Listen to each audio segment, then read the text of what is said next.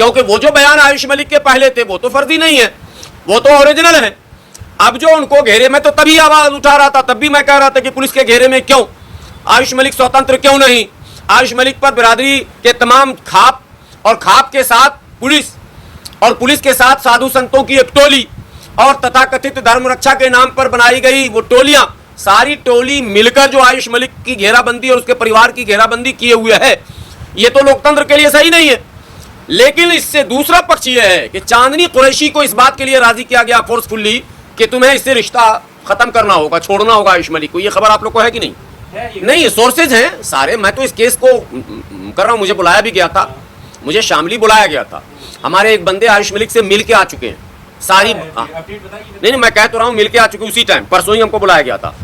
मतलब अदालतें भी वही काम कर रही हैं जो संगठन चाह रहे हैं, अदालतें भी वही काम कर रही हैं जो खाप चाह रहे हैं। भैया तो अदालतों ने तब क्यों नहीं किया? खाप तो महीनों सालों 13 महीने धरने पर था कि 14 महीना, 13 महीने धरने पर था, तब अदालतों ने प्रधानमंत्री के खिलाफ एक फैसला दे दिया होता। वो खाप के चाहने पर अदालत नहीं चल रही है, अदालत सरकार के चाहने पर इसका मतलब क्या है? इसका मतलब पुलिस का घेरा सरकार के हुक्म के मुताबिक है। इसका मतलब अदालतों में सरकार के लोग पैरवी कर रहे हैं और ये कह रहे हैं कि नहीं हमारे नेता नहीं चाहते हैं ऐसा हो।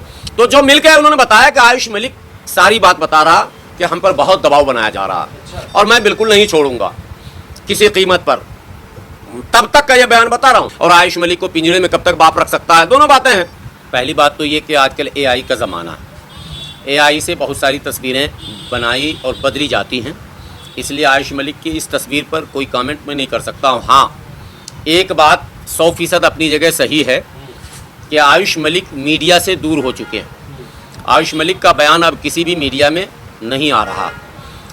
जो तमाम बड़े मीडिया हाउसेस थे जो आयुष मलिक को लगातार चला रहे थे, जिसमें ANI भी शामिल है, PTI, INS वगैरह जो भी, ये सब से उसे दूर कर दिया गया।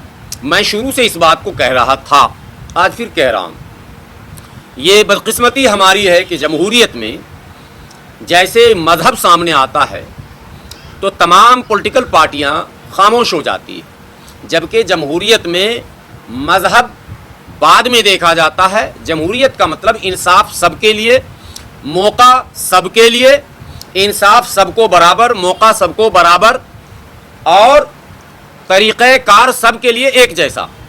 लेकिन बदकिस्मती से, दुर्भाग्य से पॉलिटिकल पार्टियां, ख़ास करके सेकुलर पार्टियां, आपको हैरानी होगी कि आज एक हफ्ते इस प्रकरण को हो चुके हैं, एक हफ्ते में अब तक माननीय अखिलेश यादव जी का कोई बयान आयुष मलिक को लेकर नहीं आया।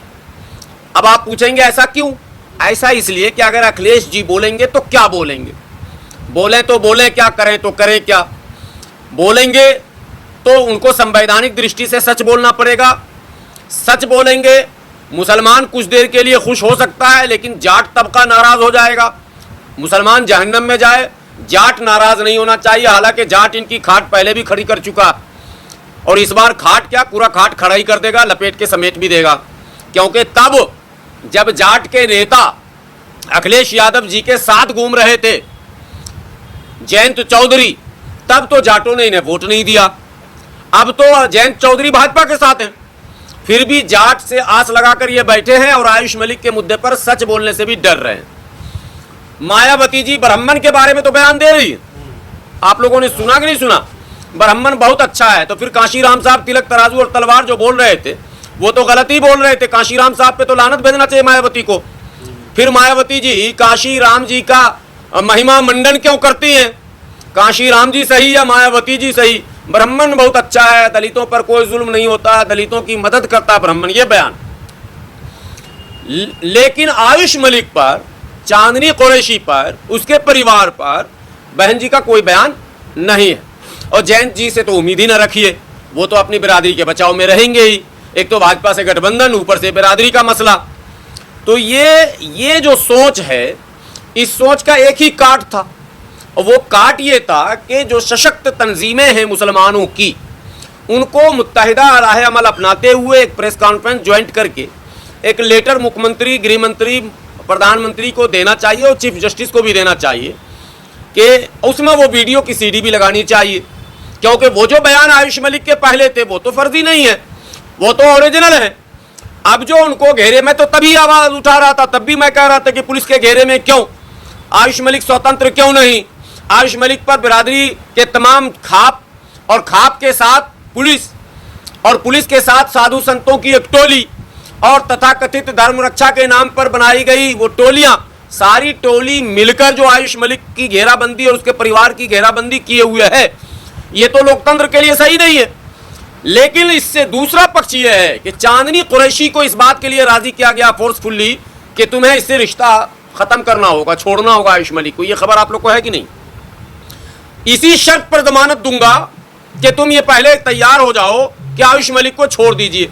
मतलब अदालतें भी वही काम कर रही हैं जो संगठन चाह रहे हैं, अदालतें भी वही काम कर रही जो खाप चाह रहे हैं। भैया तो अदालतों ने तब क्यों नहीं किया? खाप तो महीनों सालों 13 महीने धरने पर था कि 14 महीना, किसान 13 महीने धरने पर था, तब अदालतों ने प्रधानमंत्री के खिलाफ एक फैसला दे दिया होता। वो खाप के चाहने पर अदालत नहीं चल रही है, अदालत सरकार के चाहने पर इसका मतलब कह रही है। इसका मतलब पुलिस का घेरा सरकार के हुक्म के मुताबिक है, इसका मतलब अदालतों में सरकार के लोग पैरवी कर रहे हैं और ये कह रहे हैं कि नहीं हमारे नेता नहीं चाहते हैं ऐसा हो। और चांदनी मलिक को बाज़ाब्ता प्रेशर डाल के इस बात के लिए राजी किया जा रहा है कि अगर जमानत चाहिए तो आप आयुष मलिक से रिश्ता खत्म करने का ऐलान करो। ये आप बड़ा दावा कर रहे हैं, कहीं है ये? नहीं, सोर्सेज हैं सारे। मैं तो इस केस को कर रहा हूँ, मुझे बुलाया भी गया था, मुझे शामली बुलाया गया था। हमारे एक बंदे आयुष मलिक से मिल के आ चुके हैं सारी। अपडेट बताइए। नहीं, मैं कह तो रहा हूँ मिल के आ चुके उसी टाइम, परसों ही हमको बुलाया गया था। परसों हमको कहा गया था कि आपकी भी मुलाकात करा दूंगा, लेकिन हम विवाद को बढ़ाना नहीं चाहते हालात के तहत। अगर मैं जाता, हमारे यहाँ मसला ये है कि मिल का है तो आयुष मलिक का क्या कहना है? मैं कहता रहा हूँ वो जो मिल के आने के बाद जो उन्होंने हमें ब्रीफ किया वो मैं बता रहा हूँ, लेकिन उसके बताने से पहले एक बात बता रहा हूँ। हमें कभी गैरों से कोई खतरा नहीं, न था, न है, न रहेगा। आरएसएस हमारी दुश्मन नहीं है, मैं अलग ही भाषा कर रहा हूँ, सुन लीजिए। और यहूदी भी हमारा दुश्मन नहीं है। हमारे रहबरों ने दो लफ्ज़ इस्तेमाल किया आज से 100 साल पहले और अब तक करते आ रहे हैं।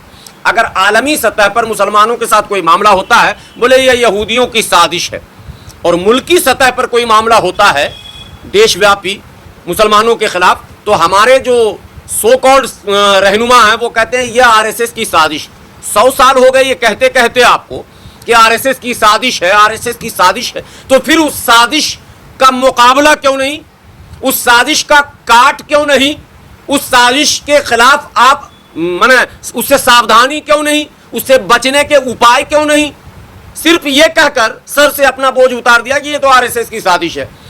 हमारे यहाँ खतरा जो है मुसलमानों को, मैं फिर कह रहा हूँ, दोहरा रहा हूँ उस बात को, आरएसएस से कोई खतरा नहीं। आरएसएस पूरी ताकत लगाकर एक सब्जी वाले मुसलमान का भी बाल बांका नहीं कर सकती।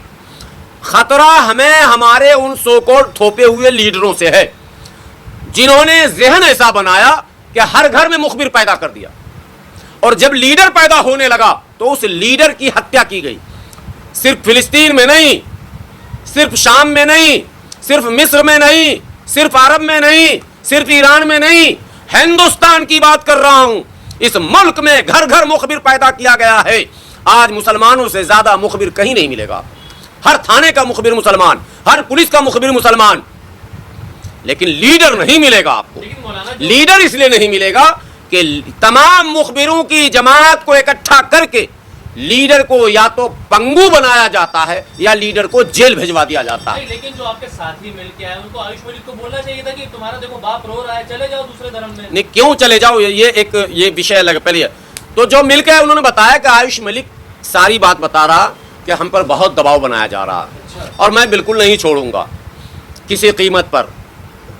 तब तक का यह बयान बता रहा हूँ, बदलने में इंसान को देर नहीं लगता है। हालात के तहत बहुत सारे लोग सरेंडर कर सकते हैं।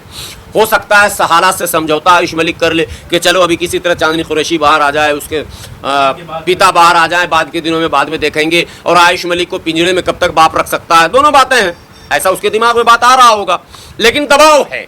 मेरा कहना है कि भारत जैसे स्वतंत्र देश में दबाव की राजनीति क्यों हो रही है? इसलिए हो रही है, और मुसलमानों को मुस्लिम रहनुमा ये कह रहे हैं आप अकलियत में है ना, आपको दब के ही रहना होगा। तो आप क्यों नहीं दब कर रहते हैं? आप क्यों नहीं दब कर रहते हैं? आप दीन बचाने के लिए रैली क्यों करते हैं? दब कर रही है। आप मुल्क को मिल्लत बचाओ रैली क्यों करते हैं? दब कर रही है। आप दीन बचाओ दस्तूर बचाओ रैली क्यों करते हैं? दब कर रही है। आप मुस्लिम पर्सनल्लाह में मुदाखलत नहीं होने देंगे रैली क्यों करते हैं? दब कर रही है। आप ट्रिपल तलाक के खिलाफ रैली क्यों किया आपने? दब कर रही है। तो आप तो दब के नहीं रहते, आपको तो दिखाना है तैश, फिर लेना है कैश और फिर करना है ऐश। ये तैश कैश ऐश वाली जो तंजीमें हमारी हैं, कई बार लोग कमेंट में करते हैं मौलाना तंजीम को क्यों आप बोलते हो? भाई इस तंजीम के मकर जाल से मुसलमान अगर निकल गया, या फिर तंजीम के लोग तौबा करके लिल्लाहियत के साथ फी सबीलिल्लाह खिदमत की नीयत से अगर काम करने लग गए, दो रास्ते हैं, तभी हमारा बेड़ा पार होगा, तभी आईनी माहौल बनेगा, तभी संवैधानिक वातावरण बनेगा, तभी लोकतांत्रिक व्यवस्था जो है वो मजबूत होगी, नहीं तो नहीं हो सकती है।